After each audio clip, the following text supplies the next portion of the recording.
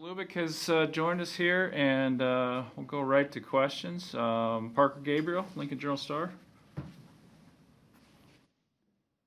Hey, Matt. Thanks for doing this. I'm curious, we saw in the game more of Marcus Fleming and Xavier Betts for the first time. What did you make of each of their performances, and what's important for each of them going forward? Really impressed when they got in and they played with confidence. First game jitters is every coach worries about that. The coaches, we worry about the basic fundamentals. Are we going to line up right? Are we going to run the right route? Are we going to block the right guy? And for the most part, they did that. And then secondly, are we going to play with great effort?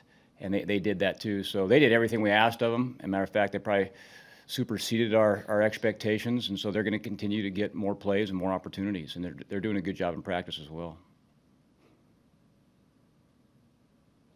Sam McEwen, Omaha World Herald. Hey, Matt, how do you guys create more big plays? It's a combination of things. That's not an easy. It's a good question. It's not an easy answer. Getting the ball in playmakers' hands that can make explosive plays. A lot of big plays are made by when you might call a routine play that's designed to get 6-7 yards and guys break tackles. So continuing to get the ball in playmakers' hands, take advantage of what the defense gives you, specific coverage looks. If we get a tendency or a clip where, we make that our first read and specifically attack that coverage to push the ball downfield. Taking more shots, which we did this game. We didn't hit all of them, but we took a lot more shots this game than the previous game. And then when we have a chance to make the one-on-one catches or the big throw, we got to make it, And then a big part of big plays for us too is in the run game, and the run game, that's not just the running back, that's the line, getting them to the second level, and then that's the receivers doing a great job blocking the second level, and so the running back can explode. So it's something we talk about all the time is getting more explosive plays, and it takes every position. It's not just the playmakers, it's the line giving us time to throw the ball downfield, it's the quarterback making the right read, it's the receivers attacking the ball, it's the running backs either in pass protection or running hard with the ball in their hands. How do you get Dedrick Mills kind of unlocked a little? He's averaging 3 yards a carry, which is considerably below where he was last year. How do you guys get some crease runs for him? Sure. Dedrick's doing a good job. He's doing really good job too in pass protection that people don't see. They always see just the carries. First of all, I got to give credit. We've played 2 darn good defenses, really good defenses. And so that's a challenge, and obviously we got to rise up to that challenge and get yards and score points and win the game despite that. But Dedrick specifically, just keep giving him the rock. Because sometimes, as the game goes on, those 2 and 3 yard gains all of a sudden turn into 6-7 yard gains. And he's one of those guys, too, that gets better as the game goes on because he's going to bring it every single snap. And giving him runs, which he does well. That's a big part of the game plan with anybody. If there's something a guy does really well, put him in that situation so he can do it. Thank you. Lincoln Journal-Star, Steve Sipple. Hi, Coach. In your role, when would you like? Scott mentioned yesterday there'll be, the quarterback's going to compete for the job. In your role, when would you like to see that narrowed down during the week? When would be an optimum time? Yeah, that's a hard question to answer because really with any position, and right now we have a lot of jobs, not just the quarterback position, that are up for grabs, and so this is an open competition week. We're starting to make reps equal, which includes the quarterbacks, and just giving guys opportunities. You can make an argument that you'd like to have clear-cut one, but you could also make the argument that you want to have 2 good quarterbacks that are ready to play. And so, I don't think it's tough to give you a straight-on answer on that one and it's not just the quarterback position. We've got really good competition going on at the receiver position. We're changing some things at the offensive line. We've got competition at every position, competition. I'm a big believer. It makes you better, and because we got to see how guys respond to pressure, and competition is pressure. We're going to have pressure in the game, and guys are rising to the occasion, and so it's good. Like, for example, Luke's pushing Adrian's pushing Luke, and I think that mutually makes them better. Okay. Thank you, Coach. Sean Callahan, Husker Online. that quarterback question. How delicate can that be to manage just through your experience when you've got two good guys like Luke and Adrian? And, what do you look for over the course of a week when you try to come up with a decision who's going to be your guy for Saturday? Sure.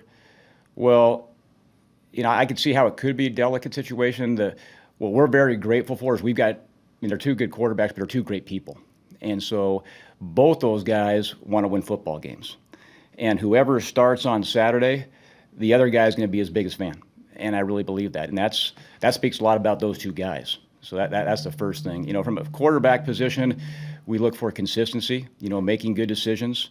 Obviously we evaluate the game, but we also evaluate practice. Who's throwing the ball on time, throwing to the right guys. They've both done a great job of making plays with their feet. But it's going to come down to who's playing the most consistent. And then, like at any position, whoever starts the game is who we think at that moment can give us the best chance to win. Couple more for Coach Lubick. Mitch Sherman, The Athletic. Hey, Matt, where are you guys at, like drive to drive, in terms of running the offense at the tempo you want right now?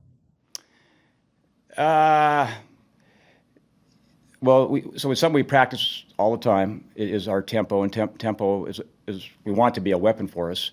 There's so many things that go into that. There's some times where we want to help our defense out by maintaining the long drive. There's sometimes we call it the tempo opportunity. This is an opportunity to do tempo because they're doing this. We practice that all the time. I think that's something we can always get better at. Just like anything, there's something you can always get a little better. I think we do a good job still pushing the tempo in practice. We've kind of moved in and out of tempo in games. There's been times like in the last game where we did, especially in the 2-minute drill, where we sped it up a little bit because we had to, and we moved the ball. And part of being able to go tempo is having positive plays. And when you're moving the ball and you have a drive going, it's a lot easier to go tempo. The one thing about tempo, when you have a negative play or you have a false start and then you're behind the chains, you want to get the right play called and make sure that everyone's in the right spot and you're attacking what you want to attack, which tempo doesn't always let you do that. Okay, sometimes it does, sometimes it doesn't. So there's a lot of factors that go into it. Part of it's how does the defense responding to tempo? Is there a weakness the way they line up to a certain tempo formation? So we study that every day, and that's a big part of our game plan is, hey, what can we tempo? When can we tempo? But to do that, you've got to practice it. You've got to practice it, and we've done that all camp and all summer. Derek Peterson, Hale Varsity. Hey, Matt.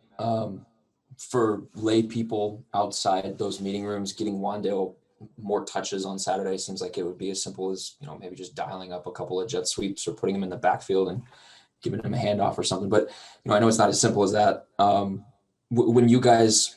That is a good observation, it is. Though. Well, I mean, it's a little more complicated on that, but what you said is stuff that we can do, and we got to do more as far as, giving him carries, just different things. And again, giving him the ball of stuff that he does well, and his skill set, he has a lot of things well. He's primarily a receiver, and they've done some things coverage-wise, and kind of just game dictations down and distance to take him out of certain progressions. But that doesn't mean, to your point, there's very simple ways that anyone can understand that we can give him the ball. I mean, he's proven he can carry the ball in the backfield. He's proven he can carry the ball in fly sweeps. And that's something that we talk about how are we going to get not just Wandel, who's a big-time playmaker, and we got to give him the ball more, but how do we get all our playmakers the ball in what they do? Like both our quarterbacks are pretty good playmakers. How do we get them in situations where they have the ball in their hands and they do? Same thing with the receiver situation. If we have a specific receiver that needs to get the ball in his hands, we think about that in the game plan, and we try to design plays to make that happen. So you said it. You guys have played two really good defenses. Northwestern and Ohio State probably might have two of the better defenses in the conference at the end of the year. Like, is it more that they are taking him away, or is there something specific that on your guys' side of things that's keeping him from getting more involved? Sure. I think it's a combination of things. I think, first of all, we can do a better job doing that. But part of it is the situation of the game. You might have a specific play where he's getting the ball, but all of a sudden you're in a long yard situation. That play is not ready. You can't call that play. So part of it's the specific situation. Part of it's the number of plays. Part of it too is, we want to is keep putting him in the right spot at the right time, and then part of it is with the defense. So it's a combination of things. But in summary, we're working on that, and we can do a better job getting him the ball. Thanks, Matt. And one more for Coach Lubick. Back to Steve Sipple, Lincoln Journal-Star. Coach, I mean, I don't want to dwell on that game on Saturday, but I do wonder, the first three series, you had penalties that, obviously set you back.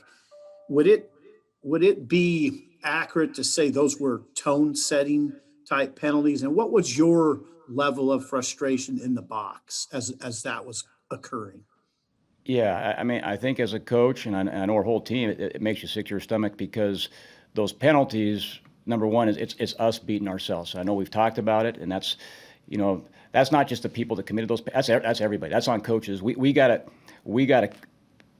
keep letting them hear. This is how to do it right. This is how to play disciplined football.